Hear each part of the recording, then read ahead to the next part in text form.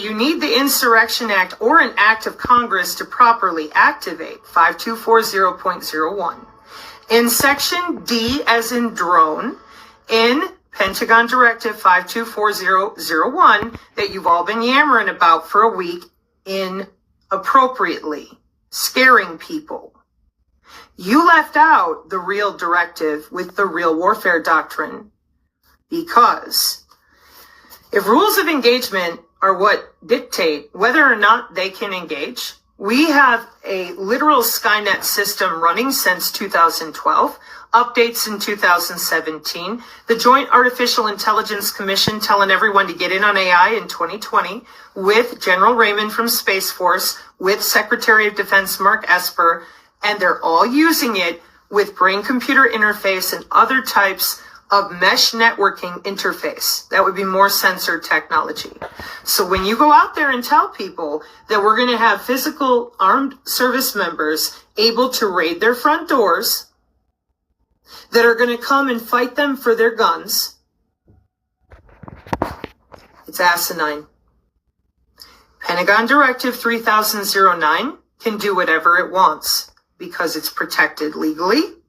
It is the current network-centric warfare doctrine. Now, wait a minute.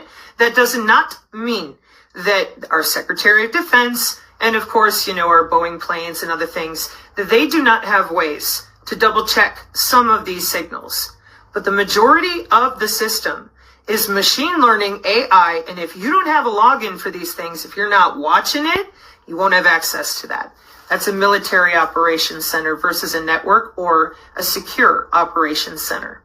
So, the human combatants have constraints. Lawful order in order for the Department of Defense to act on U.S. soil. So you have to have that posse comitatus. Again, you have to sign the Insurrection Act, or you need an act of Congress.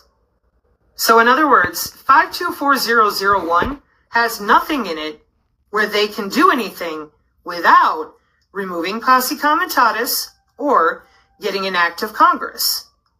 But Pentagon Directive 3009, that's been deployed since 2012, running with full deployment via Kathleen Hicks, Secretary of Defense, since January 25th.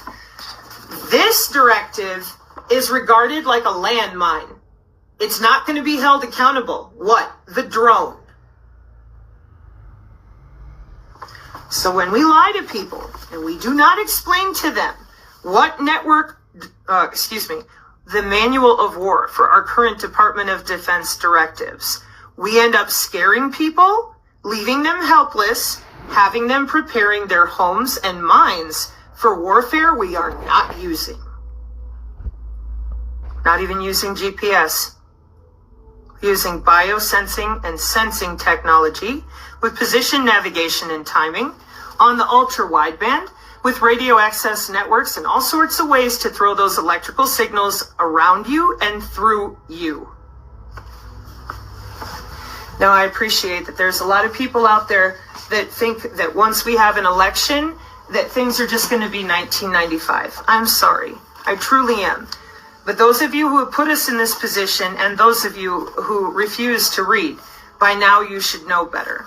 So, please update your friends, neighbors, and selves. The government currently does not have operational procedural authority to come kick at your door and take your gun. But a drone can fly over your home, render you inert in your bed, or interrupt your intracardiac network using intra-body communication. Then what are you going to do? You can't live in a Faraday bag. There are shielding and blocking effects that all of us can do to our home. But ultimately, the signal is generated by the vibration of your DNA resonance. That is what the bioelectromagnetic algorithms are measuring. It is not about what you're wearing, what you put in your mouth, what you have on your body, haptic gear. The systems in electronic warfare use that mesh networking at the molecular scale. That's why the Department of Energy is often involved.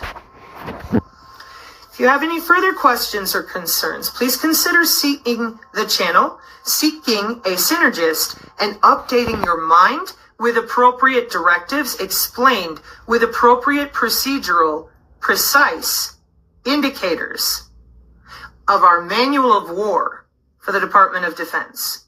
Please do not spread any further fear and propaganda. Thank you for your time.